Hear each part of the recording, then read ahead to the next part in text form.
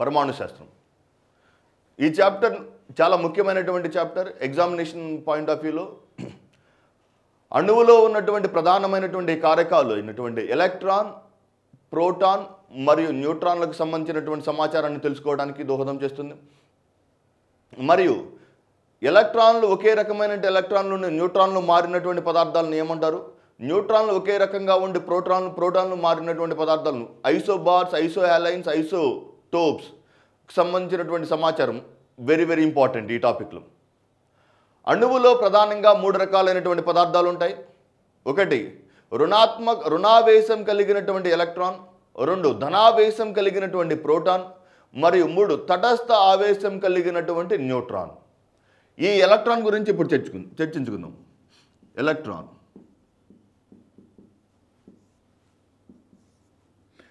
రుణావేశం కలిగిన అణువులో రుణావేశం కలిగినటువంటి లేదా negatively charged component or negatively charged particle in atom, రుణావేశం కలిగినటువంటి పదార్థం.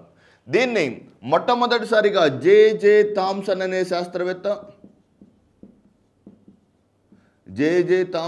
శాస్త్రవేత్త ఉత్సర్గనాళ పరీక్ష లేదా క్యాథోడ్ పరీక్ష నాళం ద్వారా మొట్టమొదటిసారిగా గుర్తించడం జరిగింది. ఎలక్ట్రాన్ను మొట్టమొదటిసారిగా గుర్తించిన శాస్త్రవేత్త జే థామ్సన్. అణువులోని రుణావేశం కలిగినటువంటి పదార్థం ఎలక్ట్రాన్, అణువులో రుణావేశం కలిగినటువంటి పదార్థం ఎలక్ట్రాన్. ఇటువంటి రుణావేశం కలిగినటువంటి ఎలక్ట్రాన్ ఒక అణువులో దాదాపుగా రుణావేశం ఎంత ఉంటుందో ధనావేశం కూడా అంతే ఉంటుంది. ఎంత మొత్తంలో అయితే న్యూట్రాన్లు ఉంటాయి, ఎంత మొత్తంలో అయితే ప్రోటాన్లు ఉంటాయో దాదాపుగా అంతే మొత్తంలో ఎలక్ట్రాన్లు ఉండటం జరుగుతుంది. మరి ఇది ఎంత ఆవేశాన్ని కలిగి ఉంటుంది? ఎలక్ట్రాన్ యొక్క ఆవేశం 9.10 × 10⁻⁻28. ఎలక్ట్రాన్ యొక్క బరువు, ఎలక్ట్రాన్ యొక్క పరమాణు భారం 9.10 ×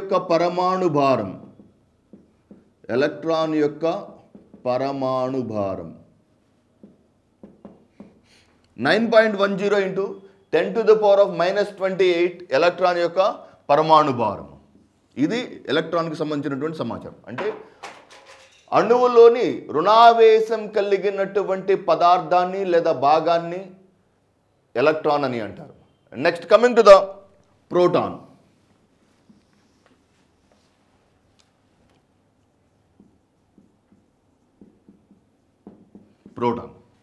నెక్స్ట్ అణువులో ధనావేశం కలిగినటువంటి అణువులో ధనావేశం కలిగిన పదార్థాన్ని అణువులో సాధారణంగా మనం చెప్పుకున్నట్టు రుణావేశం ఉంటే దాన్ని ఎలక్ట్రాన్ అని, ధనావేశం కలిగిన దాన్ని ప్రోటాన్ అని. ఈ ధనావేశం కలిగినటువంటి ప్రోటాన్ ఒక హైడ్రోజన్ అణువు పరమాణు భారానికి సమానం అవుతుంది. ఒక హైడ్రోజన్ అణువుకు సమానం. లేకపోతే 1 proton is equal to 1 hydrogen. 1 proton is equal to 1 hydrogen. దీన్ని ప్రోటాన్ను మొట్టమొదటిసారిగా గుర్తించిన శాస్త్రవేత్త చాడ్విక్.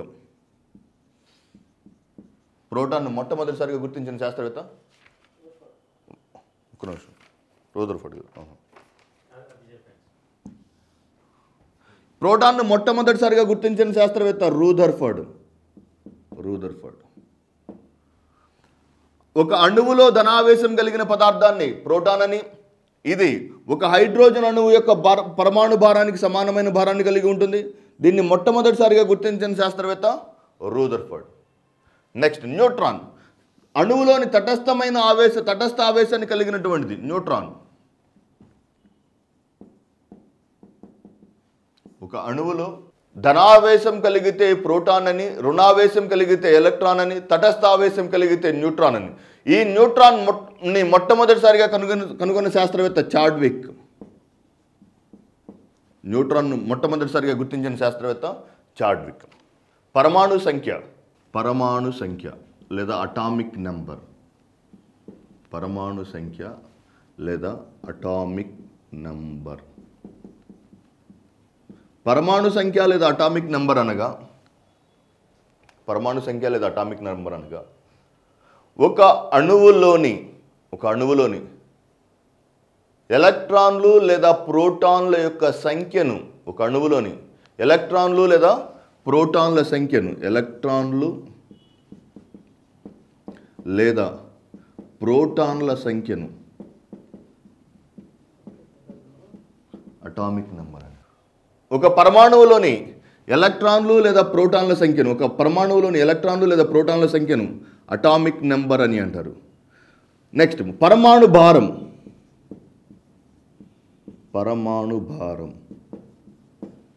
Atomic weight.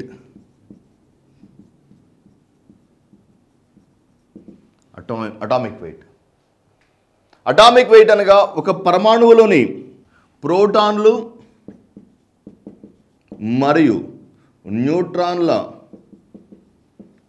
సంఖ్యను పరమాణు భారం అని, ఒక పరమాణువులోని ప్రోటాన్లు మరియు న్యూట్రాన్ల సంఖ్యను, పరమాణు భారం అని, ఒక పరమాణువులోని ఎలక్ట్రాన్లు లేదా ప్రోటాన్ల సంఖ్యను పరమాణు సంఖ్య లేదా అటామిక్ నెంబర్ అని అంటారు. సో వీటి మీద ఉన్నటువంటి రెండు వెరీ వెరీ ఇంపార్టెంట్ కాన్సెప్ట్స్ ఏంటంటే ఐసోబార్స్, ఐసోటోప్స్. ఒకే పరమాణు భారం కలిగి, ఐసోబార్ అనగా ఒకే పరమాణు భారం కలిగి విభిన్నమైన పరమాణు సంఖ్యను లేదా వేర్వేరు పరమాణు సంఖ్యలను కలిగిన పదార్థాలను లేదా ఎలిమెంట్లను లేదా మూలకాలను ఐసోబార్ అని అంటారు. పరమాణు భారం ఒకే రకంగా ఉంటుంది. ఒకే పరమాణు భారం కలిగి వేరువేరు పరమాణు సంఖ్యలను కలిగినటువంటి మూలకాలను లేదా వాటిలో ఉన్నటువంటి పదార్థాలను ఐసోబార్స్ అని అంటారు. ఐసోటోప్స్ పూర్తి విరుద్ధంగా ఉంటాయి. చూడండి, వెరీ వెరీ ఇంపార్టెంట్. ఐసోటోప్స్ అనగా ఒకే పరమాణు సంఖ్య మరియు వేర్వేరు పరమాణు భారాలు కలిగినటువంటి వేర్వేరు పరమాణు భారాలను కలిగి ఉండటం. చూడండి, వెరీ గుడ్. ఐసోబార్ అనగా ఒకే పరమాణు భారం కలిగి వేర్వేరు పరమాణు సంఖ్యలు కలిగినటువంటి మూలకాలను లేదా అణువులను ఐసోబార్ అని. ఐసోటోప్ అనగా ఒకే పరమాణు సంఖ్య మరియు వేర్వేరు పరమాణు భారాలను కలిగినటువంటి మూలకాలను ఐసోటోప్స్ అని అంటారు. దీంట్లో ఉన్నటువంటి మిగిలిన కాన్సెప్ట్స్ లేదా మిగిలిన ఐసో మీద వచ్చేటువంటి వివిధ పదార్థాలు, వివిధ కాన్సెప్ట్స్ గురించి చూద్దాం. ఐసోలైన్స్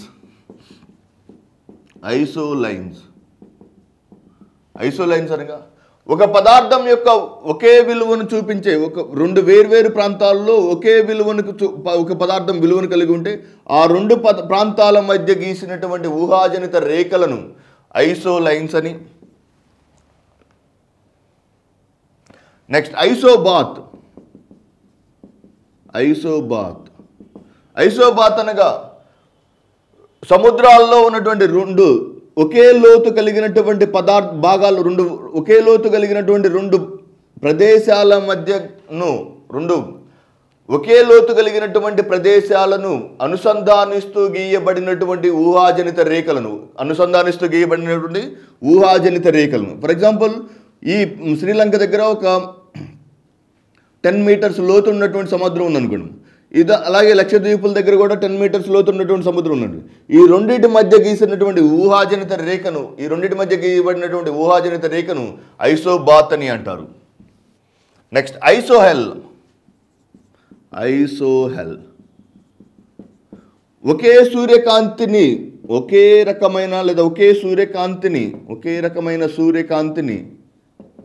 పొందగలిగే ప్రాంతాల మధ్య గీయబడిన ఊహాజనిత రేఖలను.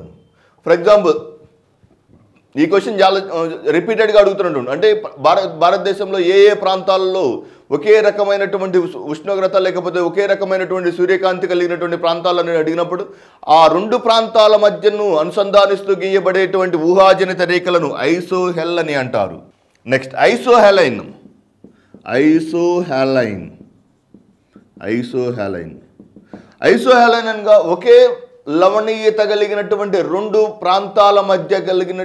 ప్రాంతాలను అనుసంధానిస్తూ గీయబడినటువంటి రేఖలను.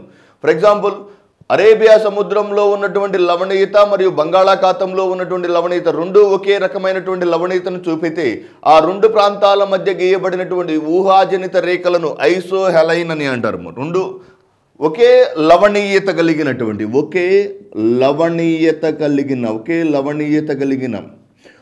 రెండు ప్రాంతాలను అనుసంధానించే ఊహాజనిత రేఖలను ఐసోహాలైన్ అని అంటారు. నెక్స్ట్ ఐసోనిఫ్. ఒకే రకమైనటువంటి మేఘావృతమైన ప్రాంతాల మధ్య గీయబడినటువంటి ఊహాజనిత రేఖలు. ఫర్ ఎగ్జాంపుల్, రెండు ప్రాంతాలు ఉన్నాయి అనుకోండి. రెండు ప్రాంతాల మధ్య ఈ ప్రాంతంపై ఉన్నటువంటి మేఘావృతం, ఈ ప్రాంతంపై ఉన్నటువంటి మేఘావృతం ఒకే రకంగా ఉంటే వాటిని ఆ రెండు ప్రాంతాలను అనుసంధానించడానికి గీయబడినటువంటి ఊహాజనిత రేఖలను ఐసోనిఫ్ అని అంటారు. ఇది ఐసోకి సంబంధించినటువంటి సమాచారం. ఐసోబార్ అనగా ఒకసారి చూద్దాం. Isobar, isotope. ఐసోబార్ అనగా ఒకే పరమాణు భారం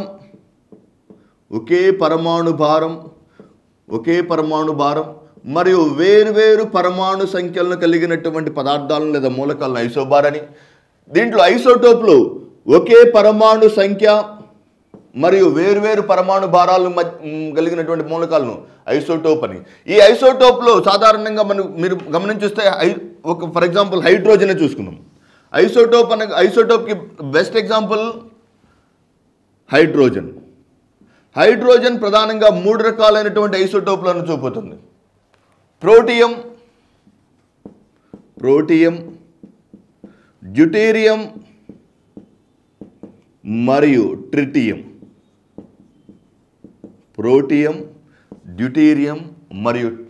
అనే మూడు రకాలైనటువంటి ఐసోటోప్లను హైడ్రోజన్ చూపుతుంది. ఒకే పరమాణు సంఖ్య కలిగి వేర్వేరు పరమాణు భారాలను కలిగినటువంటి రెండు మూలకాలను ఐసోటోప్లని అంటారు. సాధారణంగా హైడ్రోజన్ యొక్క ఐసోటోప్లు ప్రోటియం, డ్యూటేరియం మరియు ట్రిటియం. ఆమ్లాలు, క్షారాలు.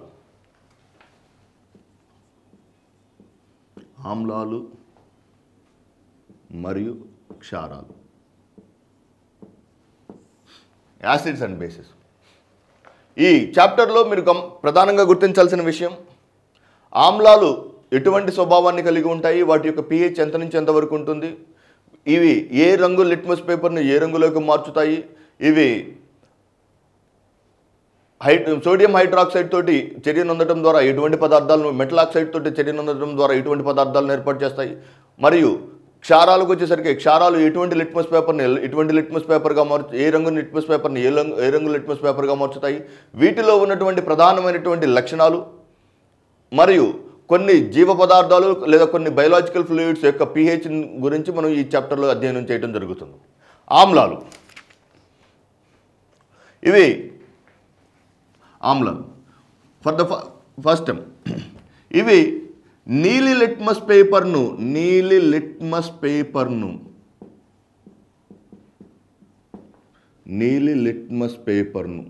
ఎరుపు లిట్మస్ పేపర్గా మార్చుతాయి.